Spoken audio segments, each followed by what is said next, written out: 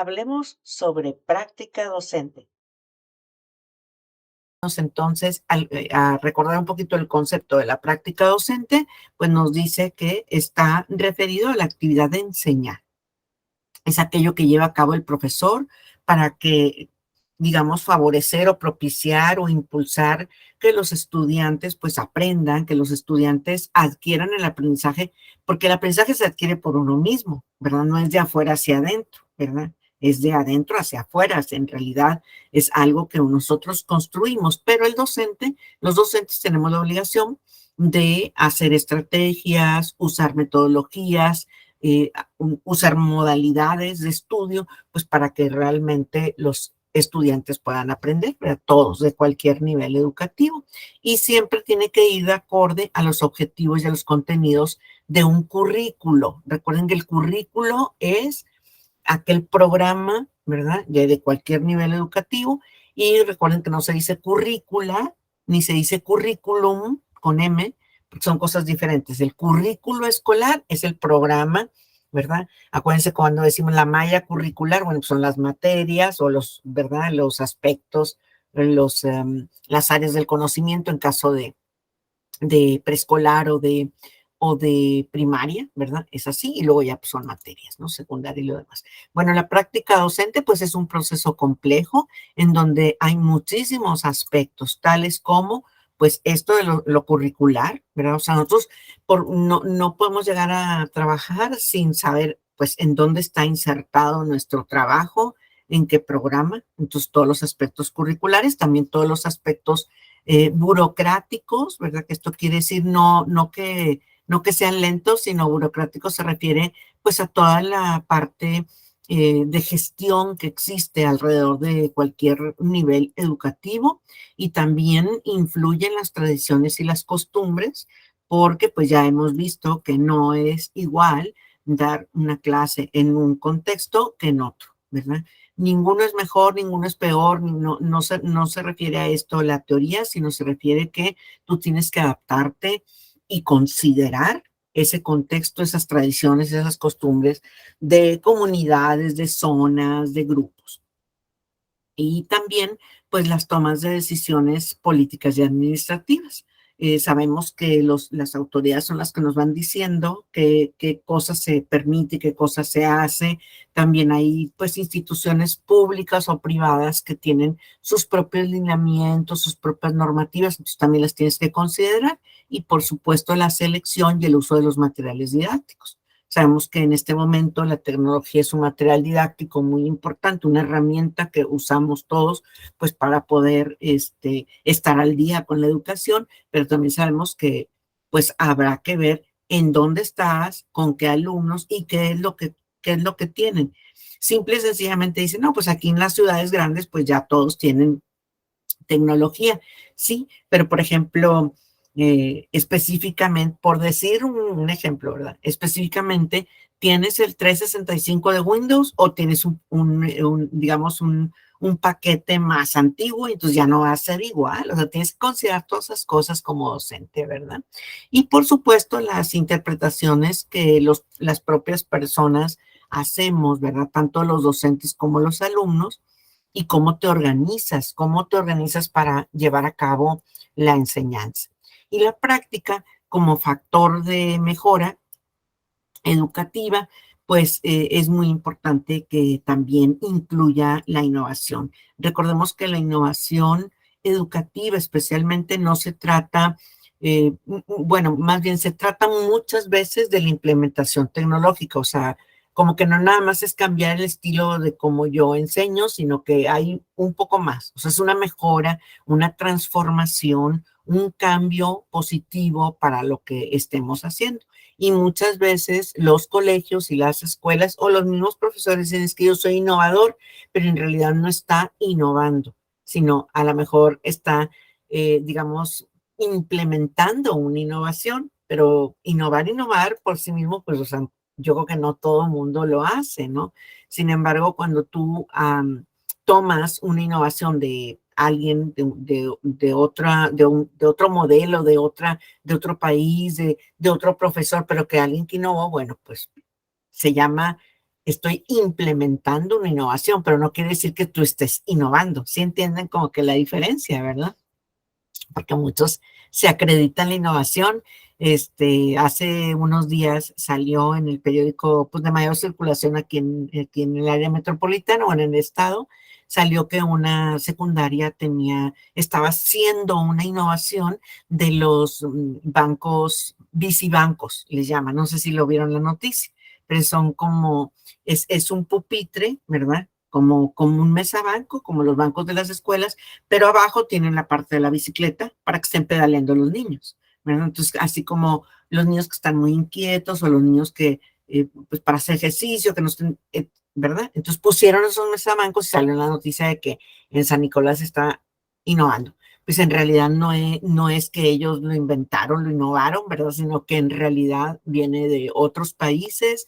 Hace tiempo que se utiliza eso, no se pone en todos los salones porque no es una clase de spinning, sino que cuando pones dos o tres, y se hizo en preescolar precisamente, y ponen algunos bancos de este tipo, junto con muchas otras cosas en el mobiliario del aula presencial, y entonces cuando el niño está pues muy inquieto o que simplemente lo ve el profesor con mucha energía, bueno, pues le invita y si quiere o simplemente porque quiere un niño o una niña irse a ese mesabanco y entonces, bueno, entonces a lo que voy es que no necesariamente nosotros innovamos, sino que escuchamos, leemos, vemos algún ejemplo y decimos, ah, bueno, entonces yo voy a implementar la innovación. Entonces el docente puede innovar, por supuesto, ¿verdad? Pero también lo que más, digamos, más frecuentemente se realiza es esta parte de implementar alguna innovación que pues por ahí vimos y que resultó bien en alguna otra parte.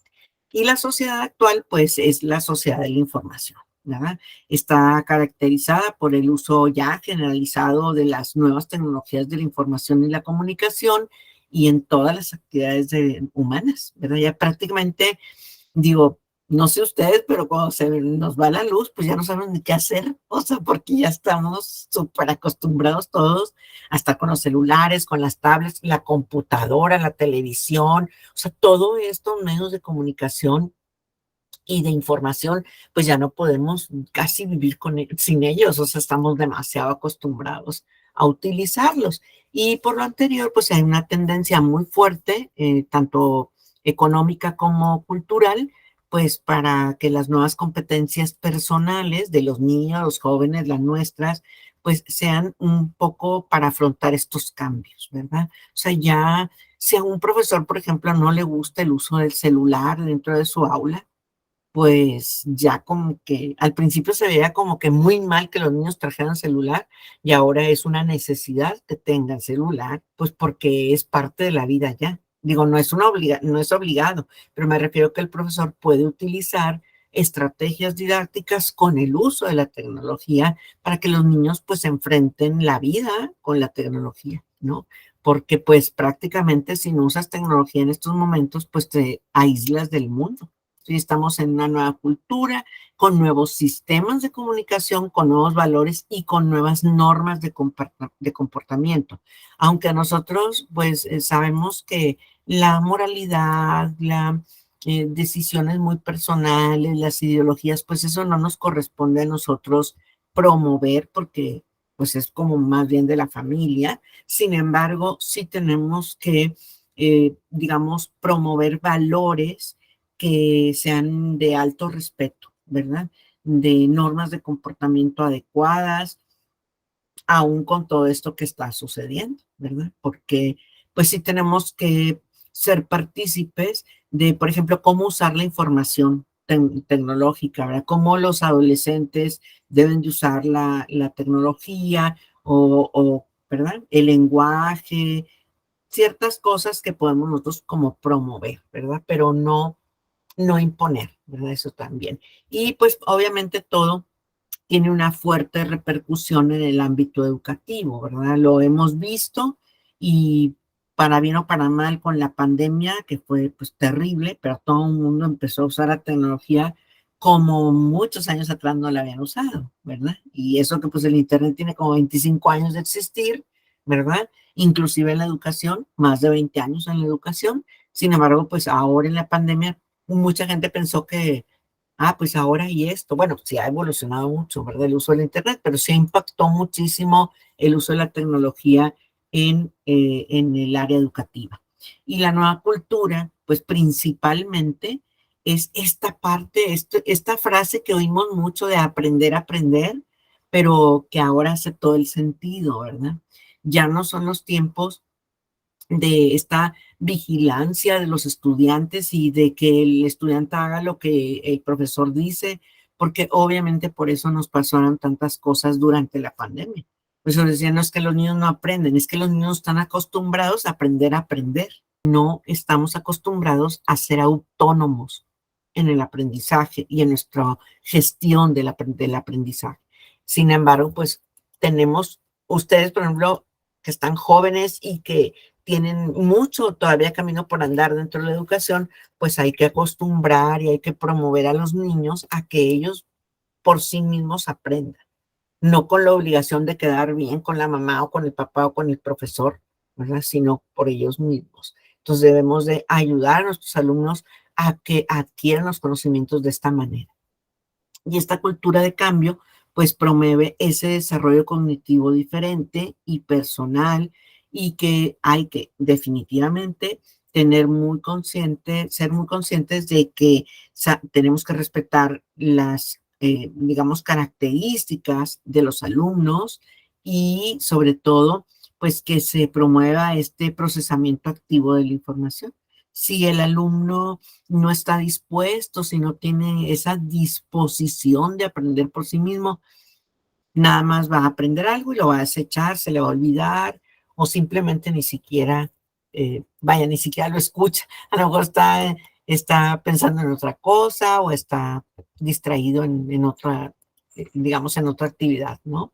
Entonces no debe de haber definitivamente una recepción pasiva y memorización. La memoria, chicas, es una parte muy importante de nuestra inteligencia. Es un tipo de inteligencia que tenemos, pero tenemos muchos otros tipos de inteligencia que debemos también utilizar, no solamente la memoria. Por eso el aprendizaje no debe de fincarse únicamente en la memoria. No todos los niños aprenden igual, no todas las personas aprendemos igual.